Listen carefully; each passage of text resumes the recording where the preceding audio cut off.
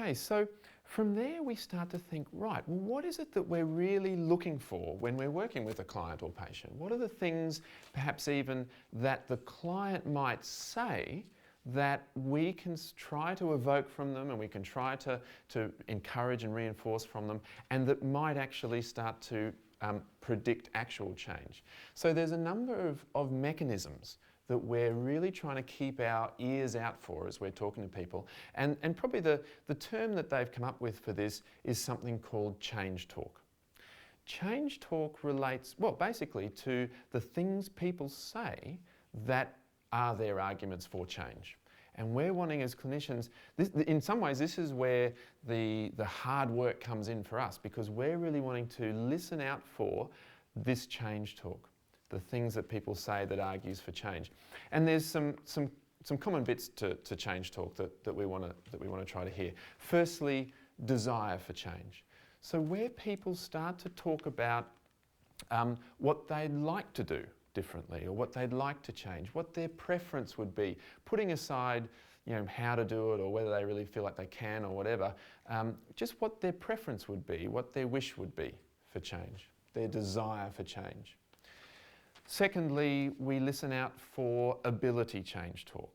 So that relates to, if they were to make a change, how would they do it? What strategies might they use? It also refers a little bit to how confident they might feel about change. Remember, we said before we wanted to support self-efficacy. So in terms of ability change talk, we're wanting to listen out for little clues that the person might be saying that in fact they might be high or low in confidence about change. The third is reasons for change talk.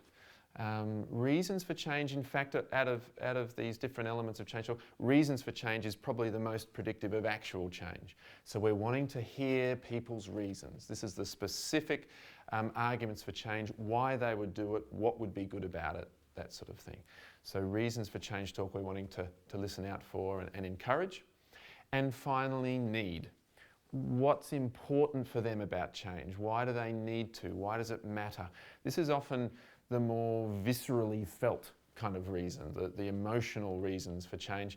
And it's often based on things like the person's values. Often if there is a discrepancy between a person's values and what they're doing, then that creates need for actual change now. So just to give you, I guess, a few little examples of these different types of change talk, if someone said, if I could just give up, I'm sure I'd feel better. That's sort of an example of desire for change talk. That's what they would like to do if they could. That would be their preference. If I could just give up, I'm sure I'd feel better. Secondly, with some tips from you about a healthy diet and maybe steps to follow, I could follow a plan. That's an example of ability change talk. That's them saying, well, perhaps I could do it. I feel some confidence about that. But it also gives you a bit of a clue as well. It's saying, with some tips from you. So it's ability change talk. There's some confidence there, but they're wanting some tips from you, some advice as well.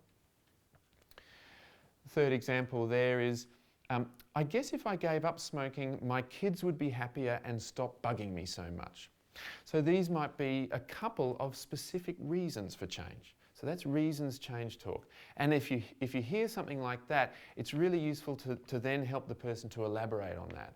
So you might say, you feel like your kids would be happier. Tell me more about that. Tell me more about your kids and how they feel about you smoking, for example. So you hear reasons for change talk and you help people to elaborate on those reasons. And the fourth example, I wake up in the morning and just can't function properly. I've got to be able to function better, otherwise I might get the sack. That's need change talk. That's why this is important for them right now. This is the more emotional element of why they might need to change right now. So those are just some little examples, but we're wanting to be listening out for those kind of statements, that kind of talk, that change talk from people. And when we hear it, we're wanting to help them to elaborate on it, give examples, and gradually help them to explore that side of their ambivalence. Probably from change talk though, we help people to arrive at some sort of commitment language. The thing that really predicts actual change is what people feel willing to commit to. And so commitment language is really the bottom line, and that's the thing that often predicts actual change. And that's really just statements of commitments, things that people say that indicate some sort of intention or agreement or even obligation to doing something, to taking some sort of action. The stronger the statements of commitment, the more likely people will change. Something like, well, I guess tomorrow I will try and go out for a walk. That's commitment language, but lower strength. It's the I will try sort of an idea. And so if we hear someone say something like that, then it really becomes important to then start to think, well, how can we strengthen that commitment? What might the person be able to do to feel more confident or more able to actually take that next step? Through to something like, I will. I will leave here and I'll go to the grocery store and I'll get a healthy selection of food to cook tonight.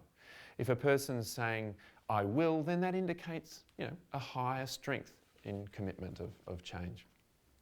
Now, commitment language doesn't guarantee anything. We have heard the people that say, no, I'm going to leave here and I'm going to throw all my cigarettes in the bin and I will never smoke again. Next week they come back and well, I'm sort of still smoking. So it doesn't guarantee anything. It just increases the chances that they will be able to make these changes that are part of their goals. So we have this kind of this exploring of the change talk that kind of leads to some sort of commitment language, and then we try to strengthen that commitment language to help them to get over the line with change. Remember that we're dealing with ambivalence though. We're dealing with people who feel two ways about change. And so on the one hand, we'll hear change talk and we can elaborate on that and help them to give examples and so on and work towards commitment language. We also have to keep our ears open for the flip side, which I guess we call sustained talk. This is the sorts of things that people say that in a sense just are the arguments or the reasons why against change. It's not necessarily something like resistance or something that's very negative in the interaction. It's more just the other side of ambivalence, just the other things that we have to also hear and listen to and validate because those are the things that might make change difficult. And it's the same sort of dimensions. So people might talk about their desire for the status quo. The status quo in some way is just their preference or their wish. They might talk about their inability to change or the kind of the low confidence around actually being able to change. They might talk about certain reasons for the status quo or need for the status quo. And ultimately, people may commit to the status quo. They may make a commitment to continue with their current diet or continue with their current exercise or whatever, a commitment to the status quo. So just to give, I guess, a few examples on this as well, I really don't think I would want to lose my sleep-ins. So that's an example of desire for the status quo. Their preference is really not to get up early. They'd prefer to just sleep in as they're doing. Secondly, I could tell you that I'm going to leave here and go for a walk tonight, but I just don't think I have what it takes to actually do it. So that's a sense of inability for change. It's a nice one though, because it's the person really kind of being honest with you and sort of not trying to tell you what you might want to hear, but instead just expressing that side of ambivalence. Part of this is I don't feel like I have what it takes to do it. Gives you a lot to go on.